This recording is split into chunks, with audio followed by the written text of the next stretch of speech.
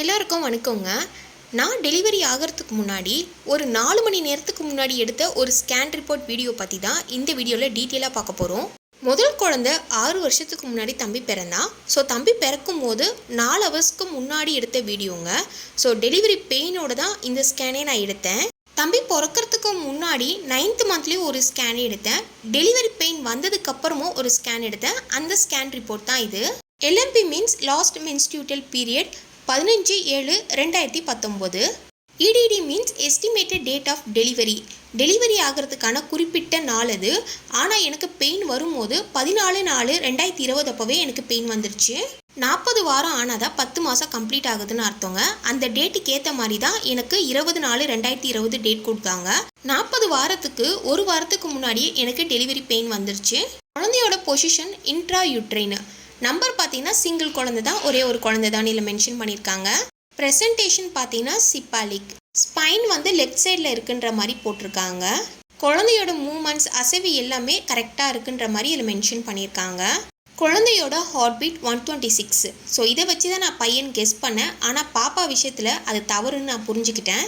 பாப்பாவோட ஹார்ட் பீட்க்கும் இதுக்கும் எந்த ஒரு சம்மந்தமே கிடையாதுங்க. ஹார்ட் பீட்டை வச்சு பையனா பொண்ணான்றதை நம்ம கெஸ் பண்ணவே முடியாது. இதில் BPD, HCA, CFL பற்றிலாம் டீட்டெயிலாக வந்து பாப்பாவோட ஸ்கேன் ரிப்போர்ட்லேயே நான் எக்ஸ்பிளைன் பண்ணியிருப்பேன். ப்ரெசன்ட் ஃபெடல் வெயிட் வந்து பாப்பாவோட வெயிட் பார்த்தீங்கன்னா பிறக்கிறதுக்கு 4 மணி நேரத்துக்கு முன்னாடி எடுத்த ஸ்கேன் ரிப்போர்ட்டில் 3300, அதாவது 3 கிலோ 100 கிராம். முன்ன பின்ன 300 கிராம் குறைவாகவும் இருக்கலாம், அதிகமாகவும் இருக்கலான்ற மாதிரி போட்டிருக்காங்க. ஆனால் பாப்பா பிறக்கும் போது 3.25 இருந்தாங்க. இதில் முக்கியமாக நீங்கள் பார்க்க வேண்டியது இன்டர்னல் OS ஓப்பன்டு இருக்குது. கர்ப்பப்பை வாய் வந்து ஓப்பன் ஆகிடுச்சு. நீங்கள் வீட்டுக்கு போகாதீங்க, டைரெக்டாக நீங்கள் ஹாஸ்பிட்டல் போயிடுங்கன்ற மாதிரி எனக்கு மென்ஷன் பண்ணிட்டாங்க. ஏன்னா நான் டெலிவரி பெயினோட தான் இந்த ஸ்கேனே நான் எடுக்க வந்திருந்தேன். முன்னாள் நைட்டு ஒரு 12 மணிலேருந்து எனக்கு பெயின் ஸ்டார்ட் ஆகிடுச்சு. அன்றைக்கி நைட்டு ஃபுல்லாகவே பெயினோட தான் இருந்தேன். தொடர்ந்து பெயின்லாம் கிடையாது, விட்டு தான் பெயின் வந்தது. பெயின் வரும்போது ஹெவியாக முதுகு வலிச்சுது. என் தங்கச்சி முதுவை வந்து இழுத்து பிடிச்சிக்கிட்டா. அப்போ தான் என்னால் வந்து கம்ஃபர்டபுளாகவே இருக்க முடிஞ்சுது. ஸோ அடுத்த நாள் காலையில் நார்மல் டெலிவரி ஆகிறதுக்கு ஒரு சில டிப்ஸ்லாம் ஃபாலோ பண்ணேன். ஸோ அதெல்லாம் சாப்பிட்டு முடிச்சுட்டு தான் நான் எங்கள் வீட்டு பக்கத்தில் இருக்கக்கூடிய ஹாஸ்பிட்டலில் செக்கப்புக்காக போயிருந்தேன். 2020 ஹெவி லாக்டவுனுங்க. எந்த ஹாஸ்பிட்டலுக்கே போக முடியல. கொரோனா டெஸ்ட் எடுத்தீங்களா, இந்த ஊசி போட்டிங்களான்னு கேட்டுக்கிட்டே இருந்தாங்க.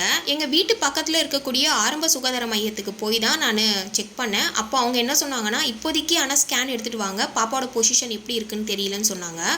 நான் நேற்று நைட்லேருந்தே பெயினில் தான் இருக்கேன். காலையிலுமே விட்டு வலிக்குது. உங்களுக்கு டெலிவரி பெயின் வந்து ஸ்டார்ட் ஆகிடுச்சு, இப்போதைக்கு ஒரு ஸ்கேன் மட்டும் எடுத்துகிட்டு வாங்கன்ற மாதிரி சொன்னாங்க. சரி ஓகே, இப்போதைக்கு இங்கே ஆப்ரேஷன் பண்ணனாலுமே இவங்ககிட்ட எந்த ஒரு இன்ஸ்ட்ருமெண்ட்டே கிடையாது. ஸோ அதனால் நான் வந்து என்ன பண்ணேன், குரோம்பேட் GHக்காகவே போயிட்டேன். ஸோ அங்கே வந்து ஆப்ரேஷனாக இருந்தாலுமே நார்மலாக இருந்தாலுமே அங்கேயே பார்த்துக்கலான்னு 9th மந்த்லேயும் ஒரு ஸ்கேன் எடுத்தேங்க. டெலிவரி ஆகிறதுக்கு ஒரு 4 மணி நேரத்துக்கு முன்னாடி இந்த ஸ்கேன் எடுத்தேன். அந்த ஸ்கேன் ரிப்போர்ட் தான் நீங்கள் இப்போ பார்க்குறது. இதில் கர்ப்பப்பை வாய் வந்து ஓப்பன் ஆகிடுச்சு, டைரெக்டாக ஹாஸ்பிட்டல் போங்கன்னு சொல்லிட்டாங்க. ஹாஸ்பிட்டல் போயிட்டு ஒரு 2 மணி நேரம் கிட்ட நான் வழியில் துடிச்சிட்டு இருந்தேன். விட்டு தான் பெயின் வந்து, தொடர்ந்துலாம் பெயின் வரலை. அந்த பெயின் வரும்போது மட்டும் ஹெவியாக வலிக்கும். ஏப்ரல் 14 அம்பேத்கர் பிறந்த நாள், செவ்வாய்க்கிழமை மதியம் 2:10க்கு பாப்பா பிறந்தாங்க. ஃபஸ்ட்டு பாப்பான்றதுனால எனக்கு எப்படி பெயின் வரும், எப்படி இருக்குன்றது எதுவுமே தெரியாது. ஸோ அந்த டைம் வந்து நான் எவ்வளோ நேரம் வந்து வழியில் அனுபவிச்சுன்றது எனக்கு மட்டும்தான் தெரியும். நார்மல் டெலிவரினா ஈஸி, ஆப்ரேஷனாக தான் கஷ்டம் அப்படின்றதுலாம் கிடையாதுங்க. நார்மல் டெலிவரியுமே கஷ்டம்தான், ஆப்ரேஷனும் ரொம்ப கஷ்டம்தான். நான் ரெண்டுமே வந்து நான் சொல்ல மாட்டேன். ஸோ நார்மல் டெலிவரி பார்த்தீங்கன்னா நமக்கு வந்து பெயின் தெரியும், ஆப்ரேஷன் வந்து பார்த்தீங்கன்னா பெயின் தெரியாது, ஆனால் அதுக்கப்புறம் வலி இருக்கும். இந்த வீடியோ பதிவில் நார்மல் டெலிவரியாக இருந்தாலுமே சரி, ஆப்ரேஷனாக இருந்தாலுமே சரி, நம்ம குழந்தை ஆரோக்கியமாக பிறக்குதுன்றதை நினச்சாலே நமக்கு பெயின் எதுவுமே வந்து பெரிய விஷயமா இருக்காது. ஸோ ரொம்ப தைரியமாக இருங்க, ரொம்ப பயந்துடாதீங்க. ஸோ அது மட்டும் தான் இந்த வீடியோவில் நான் சொல்ல விரும்புகிறேன். என் பாய் பேபியோட ஸ்கேன் ரிப்போர்ட் தான் இந்த வீடியோவில் பார்த்துருக்கீங்க. தம்பிக்கு 6 வயசு ஆகுதுங்க. இன்னுமே இந்த ஸ்கேன் ரிப்போர்ட்டை எடுத்து பார்த்தா எனக்கு அந்த ஞாபகம் இன்னுமே வந்துக்கிட்டு இருக்கு. ஸோ இது ஒரு நினைவுகளாகவே இருக்குது. ஸோ தம்பி பிறக்கும் போது ரொம்ப சந்தோஷமாக இருந்தது.